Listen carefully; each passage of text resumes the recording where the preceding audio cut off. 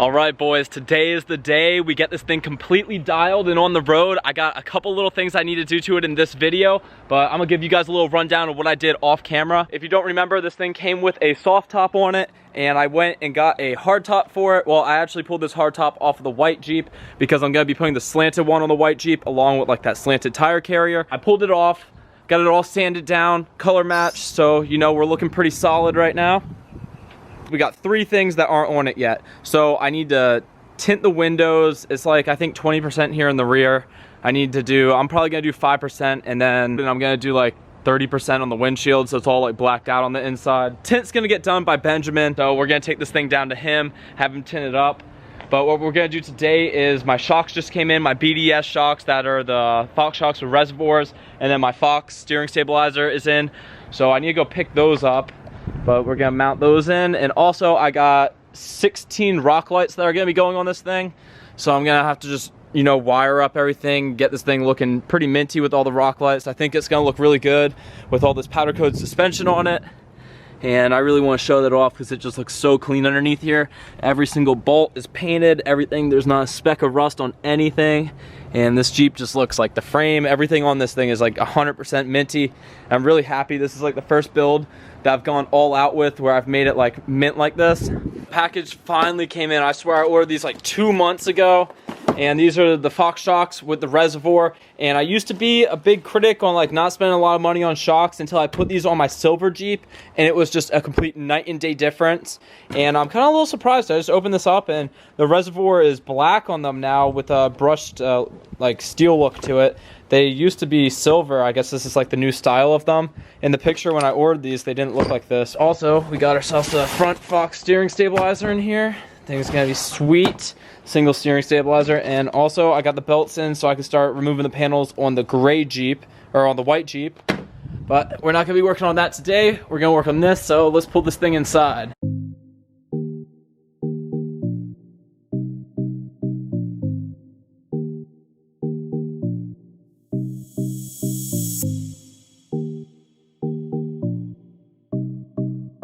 Alright, so I'm going to start off with installing the rear ones because it's going to be a little bit easier because I already have the rough country ones put here in the back. I got them mounted up there at the top, but I'm painting the hardware that goes down there on the bottom because we didn't come this far on a minty build to be putting some crusty looking hardware on it right here at the end. And then while waiting for that to dry, I'm gonna come over here to the front, and I gotta remove this inner fender well to get to the top point on this mount.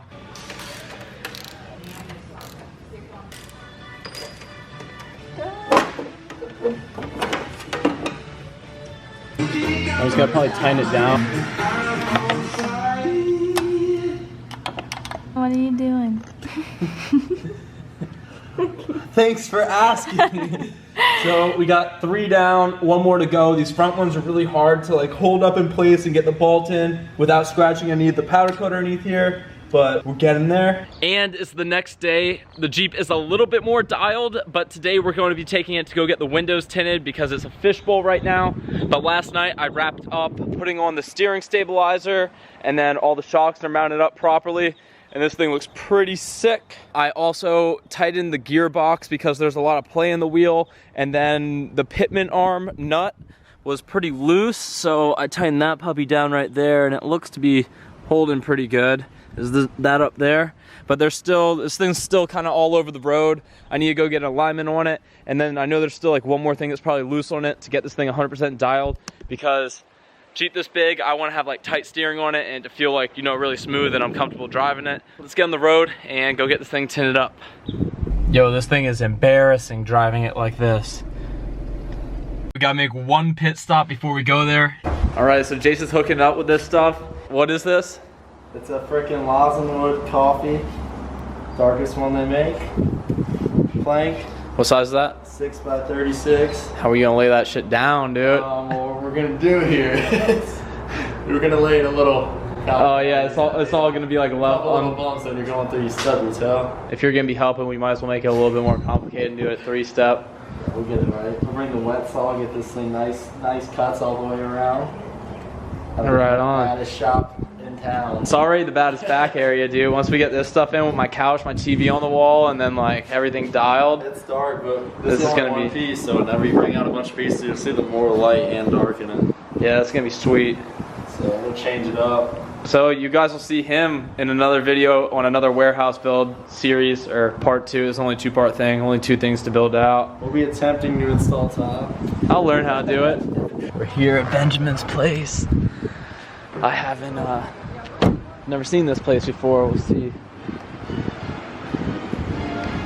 Woo! Oh!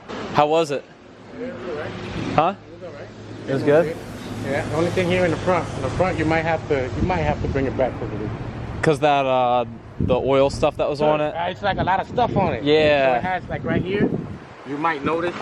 It starts bubbling. Yeah, if it doesn't shrink onto it completely. Yeah, if it doesn't, bring it back to me. Okay. And I'll change it for you.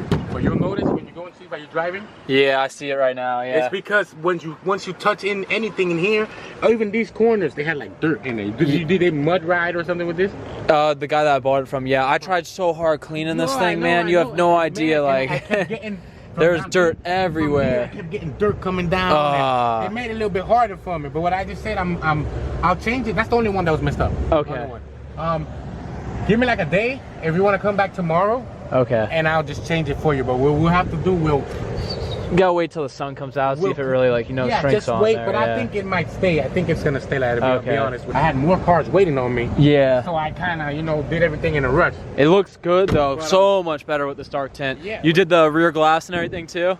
Sheesh. Oh yeah. You can't see nothing in there. 1 second. I just found this hard top for the white Jeep right there, and it's for $1,000. It's the same color as the white as the Jeep is, so it saved me like the $400 to get it painted. So technically, I'm getting it for 600 bucks. So we're gonna head up like an hour north and go pick it up, and then I'll get to do these rock lights later. What these guys are gonna be like. I should be able to make this. Microfiber or something so I can put the ratchet strap over that. They're pretty simple. They're all the same thing. Well, there we go. I got a hard top for the white Jeep now. I know in the beginning of this video I said that I was going to get a slanted one, but sometimes a good deal pops up and I still have to be conscious about how I kind of spend my money on these builds, because the ultimate goal of these is I end up selling them eventually, and I don't want to be too much money into them, and when a good deal pops up, I have to go get it. So I'm pretty happy with that. I'm not going to talk about this because that's for a different video, and you can see I got it on the boat stands right there because some axles are about to come off of this thing. But what we got to do on this Jeep right here is I'm going to start putting in the rock lights. I'm not going to really show you guys much of like the install process because it's pretty boring. I'll just show the placement and kind of how I did it once I'm done with it. But the game plan here is going to be 2 in each wheel well, 2 underneath the middle part, and then 1 underneath each axle, and that'll be 16 rock lights. So I'm going to get to installing this, and you guys will see it completed just like this, I think. But I'm going to show you this before I button it up all together. So I got 2 rock lights inside this wheel well. That's kind of how I got them mounted right there. What I do is I put quick disconnects on each end. Here I got a male and a female end quick disconnect. So I do them vice versa, so you can't end up messing it up and plugging the positive into the negative on each end of these. And then I got a little zip tie right here just holding these wires together so they don't end up flinging around. And then I use marine grade heat shrink for everything. You can see there it got the glue inside so no water gets inside of there. And yeah, I just figured show you that before I put this all together because you won't be able to see how it's done on the inside. Boom, there we go. We're done with the rock lights. I only had 12 of them. I thought I had 16, and it comes to find out that 16 wasn't going to be enough anyways. I actually need 18, so I just ordered 24 more because I need 6 more for this, and I'll put 18 inside the white Jeep. So I got those on order right now, but we do have 12 of them installed. What I ended up doing was doing 3 rock lights underneath the middle part of the Jeep, 2 in each wheel well here in the front, and you can see I got them mounted up right there, and then 2 underneath the front axle. You can see how we got those right there. And what I ended up doing for pieces like this and the body ones is I tapped inside to the frame, so I can just put the bolts into there and they're bolted into the frame and you don't gotta worry about those things coming out. And you can see my nice clean wiring job right there. But that's it for right now. I'll cut over to a clip before I end the video of what it looks like with the front 6 rock lights lit up. I don't have the ones underneath the body wired in because I don't know how I'm gonna be running the wiring for that. And I want it always just to be like one wire running up to the front. And I just like condense them down as it goes from like wire to wire. I still gotta do 2 in each wheel well in the back and then 2 underneath the rear axle. And this thing will be lit up very nice with very few shadows. But that's it for right here. I'll catch you guys with one last video on this Jeep and give a full price breakdown on what it costs to build it like this. And it came out pretty sick. I'm really happy with the way this one looks. It's time to move on to the white one and then the Maserati build. But there'll be some bikes coming. So let's just cut over to the clip of this at nighttime showing you how these rock lights look, and I'll catch you later. Peace out.